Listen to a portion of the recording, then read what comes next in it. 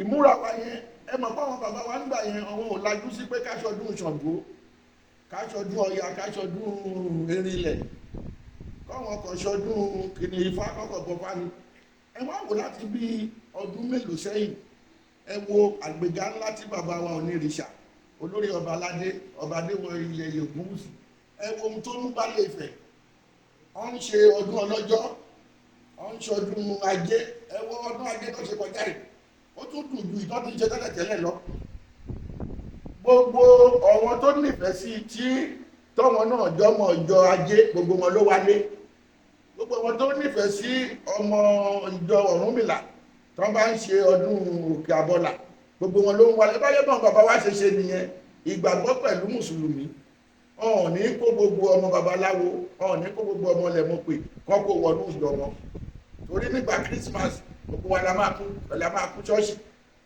nígbà ìtùnú àwẹ̀ iléyá ọ̀wọ́n ti gbọ́n síwájú bẹ́ẹ̀ kẹ̀ gbogbo ẹ̀sìn tá ń wí yìí ó bá ẹ̀sìn ilẹ̀ mọ̀pé nílẹ̀ Yorùbá ni nígbà tí gbogbo àdẹ̀ ti bẹ̀rẹ̀ sí í ṣe ọdún Ọ̀ṣun àti bẹ̀rẹ̀ sí í ṣe ọdún Òkè Ògún ẹ ti rí pé ìyàtọ̀ ti wà ọlọ́dún tí ń ṣọ̀dún olókùn tí ń ṣògùn ọ̀run nìkan ló mẹ́ni tó máa là.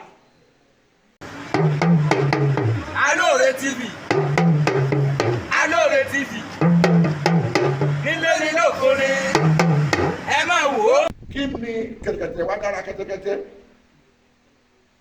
tó pè lágùn fẹsẹ̀ wọlé àfinifógun mú kí ni babaláwo àti aláàfáà kí náà ní ṣe pọ̀ ọwọ́ aláàfáà yìí ló ń yọ kẹ́lẹ́kẹ́lẹ́ lọlé babaláwo lóru o ọwọ́ ló ń yọ lọ́ra orí èkó o gbogbo ọmọ tó dẹ̀ ń ṣe fún náà mẹ́rẹ́kù náà wá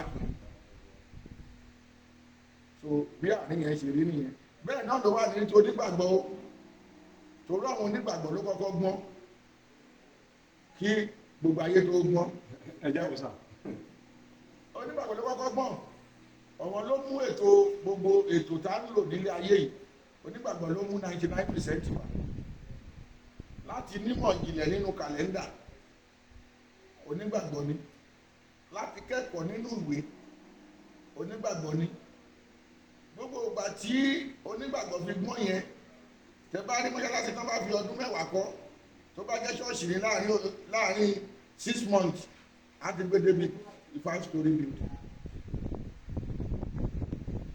ṣùgbọ́n pàtó onígbàgbọ́ dé ọ̀hún àtàkì ọ̀wọ́n oníṣẹ̀ṣe tó bá tọrọ ọlẹ̀ nígbà ayé ọ̀wọ́n bishop ọ̀wọ́n King David ọ̀wọ́n King Barnabas ọ̀wọ́n Anglican tó bá tọrọ ọlẹ̀ wọ́n ní àníyàn kì takété bíi ṣọ́ọ̀ṣì abílé wọ́n ti mọ̀ pé àwọn babaláwo ló wà nínú abílé tó máa ṣètò tó máa gbẹ́bọ̀ ọ̀wọ́n á wá jìnnà sábílé bíi òpó náà 10 náà máa kọ́ ṣọ́ọ̀ṣì tiwọn sí wọ́n wá fi ọgbọ́n pé ẹ̀yin babaláwo ọlọ́run náà kò lòdì sí o káàbà ti para wa táàbà ti ṣẹ́ra wa wọ́n fọgbọ́n mú wọn wọ́n wá mọ̀ babaláwo ẹ̀ fúnra ara wọn wọ́n wá lọ mọ́ wọn ọmọ babaláwo pé táwọn onígẹ̀ẹ́sì bá dé wọn kọ́ àwọn ọmọ yín lè bá àwọn òyìnbó sọ̀rọ̀ kọ́ ọmọ yín lè lọ sí ìlú ẹ̀kọ́ lè lọ sí ìlú òyìnbó kọ́ ọ náà lè jẹ́ nílọ sọ gẹ̀ẹ́sì ẹ̀jẹ̀ kan máa kẹ́kọ̀ọ́ láti inú ṣọ́ọ̀ṣì náà ti bẹ̀rẹ̀ sí kọ́kọ́ kọ́ wọn lẹ́kọ̀ọ́ òwò ìgbà tó bẹ̀rẹ̀ sí kọ́ wọn lẹ́kọ̀ọ́ òwò wọ́n wá ń pìwé orin lé wọn lọ́wọ́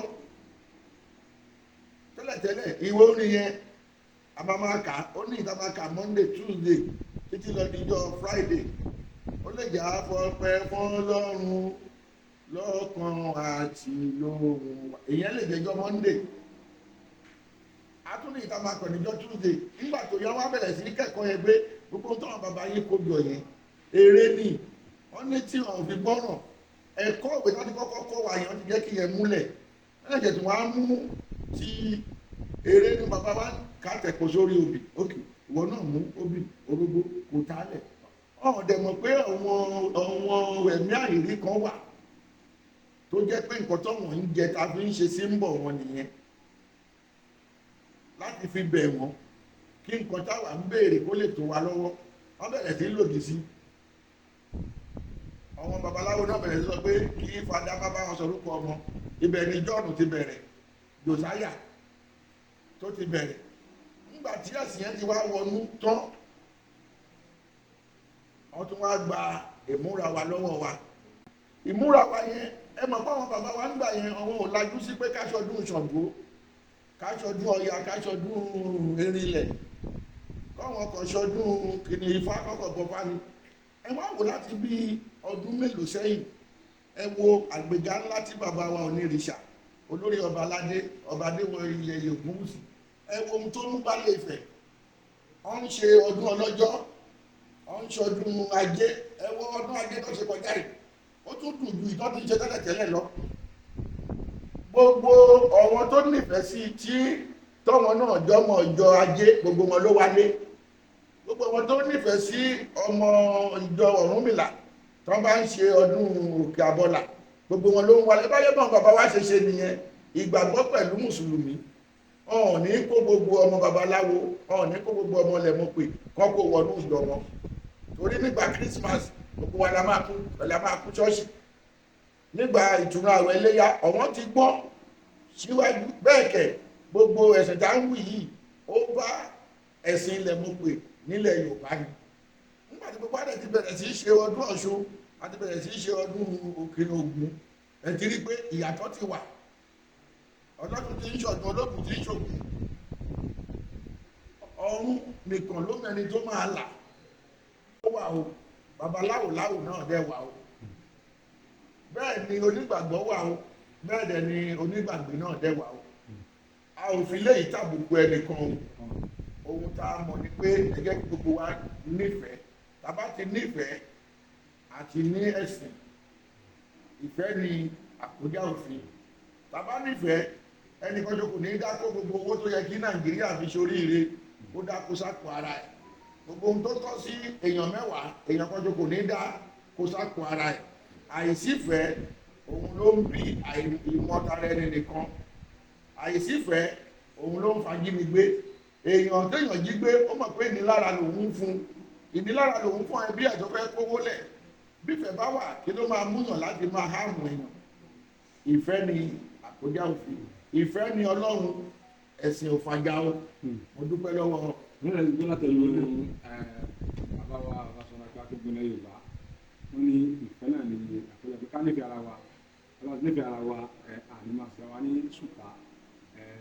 Wọ́n ní àlùfáà wà, wọ́n láàfáà wà. Wọ́n ní onígbàgbé wà, onígbàgbọ́ wà. Wọ́n sì ní babaláwo wà. Kí lẹ́gbẹ̀ẹ́ kẹta yìí? Babaláwo náà dẹ̀ wà. Lálùkù bá jẹ́ kó mú tẹ́ bẹ́ẹ̀. Àbájú ní àwọn òtàbùkù ẹnìkankan ìfẹ́ náà ní ìgbà agbára lò. Àtúnlọ náà tún padà bọ́ lọ́jọ́ mi. Àwọn ò ní kú, ẹ̀yin ò ní kú, gbogbo ẹni gbúlọ̀ gẹ̀wà.